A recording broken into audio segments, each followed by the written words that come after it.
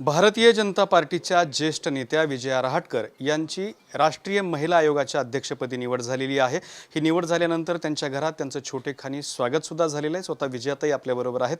ताई, ही छत्रपती संभाजीनगरला तुम्हाला मिळालेली सर्वोच्च संधी आहे। नक्कीच मला असं वाटतं की मला तर स्वतःला मिळालेली आहेच आहे, पण जेव्हा कधी तुम्ही केंद्रामध्ये काम करतात आणि केंद्राच्या मंत्रिपदावर तुम्ही काम करता तेव्हा त्याचा उपयोग आपल्या शहराकरता, आपल्या राज्याकरता नक्कीच होतो आणि मी तो करण्याचा प्रयत्न करेन। पण सगळ्यात पहिल्यांदा मला ही जी संधी मला माननीय प्रधानमंत्र्यांनी दिली आहे त्याकरता मी आपल्या देशाचे यशस्वी प्रधानमंत्री आदरणीय नरेंद्रभाई मोदीजींचं खूप खूप आभार व्यक्त करते।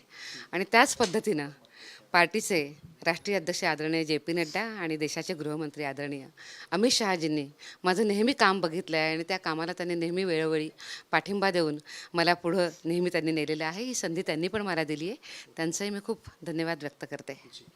तुम्ही जेव्हा राज्याच्या महिला आयोगाच्या अध्यक्ष होता त्यावेळची तुमची कारकीर्द वादळी राहिलेली आहे। अगदी मोठ्या मोठ्या नेत्यांचा सुद्धा मुलाहिजा न ठेवता तुम्ही त्या संदर्भामध्ये चौकशी केली होती, न्याय देण्याचा प्रयत्न केला होता।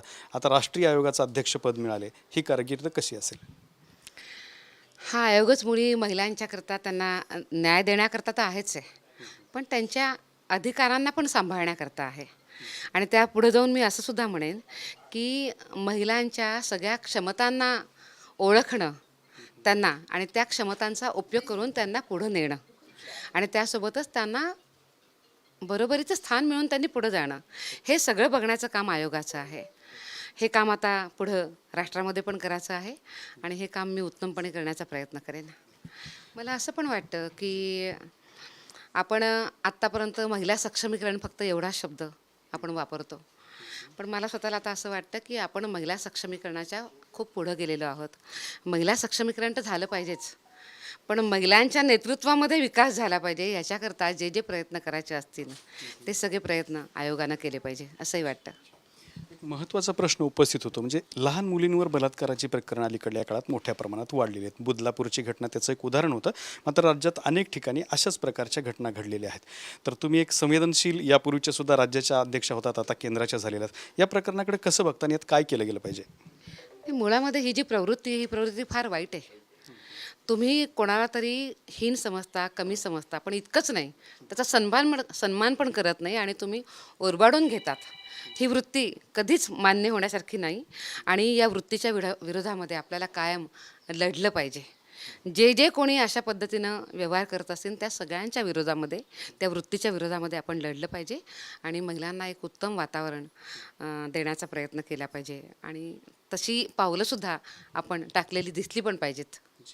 आता तुम्ही फारसं राजकीय व्यक्त होत नाहीत, पण राजकीय प्रश्न विचारतो। एकीकडे राज्यातली आचारसंहिता चालू आहे, निवडणुका लागलेल्या आहेत विधानसभेच्या, त्याच दरम्यान तुम्हाला हे अध्यक्षपद मिळाले, तर काही त्याचा फायदा होईल राजकीयदृष्ट्या निवडणुकांच्या पार्श्वभूमीवर? बघा, मला स्वतःला असं वाटतं की आपण ह्याच्याकडं महिलांच्याकरता असलेलं एक मोठं स्थान, मी तर त्याला मागच्या वेळेलासुद्धा मी असं म्हटलं, तर आताही मी असं म्हणेन की हे महिलांना माहेर वाटलं पाहिजे। अडचणी आहेत, त्रास आहे, दुःख आहे, तर अशा ठिकाणी ती जाते आहे की जिथं तिच्या दुःखाला वाचा तर फुटली जाईल, पण तिला तिथं रिलीफ मिळेल, अशा पद्धतीनं काम केलं पाहिजे। आतासुद्धा मी असाच विचार करते।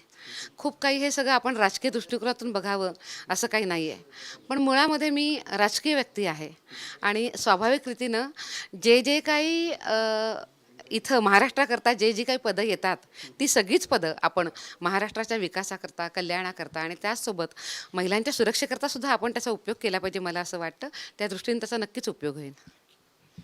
तर या होत्या महिला आयोगाच्या राष्ट्रीय अध्यक्षा विजया रहाटकर यांनी स्पष्ट केलेलं आहे की महिला आयोग हा महिलांसाठी माहेर वाटलं पाहिजे। कॅमेरामन अमित अडेसोबत दत्ता कानवटे, TV9 मराठी, छत्रपती संभाजीनगर।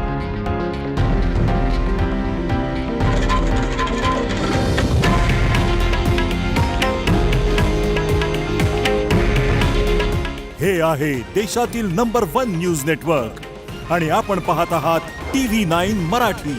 काळजी तुमची, हित महाराष्ट्राचं।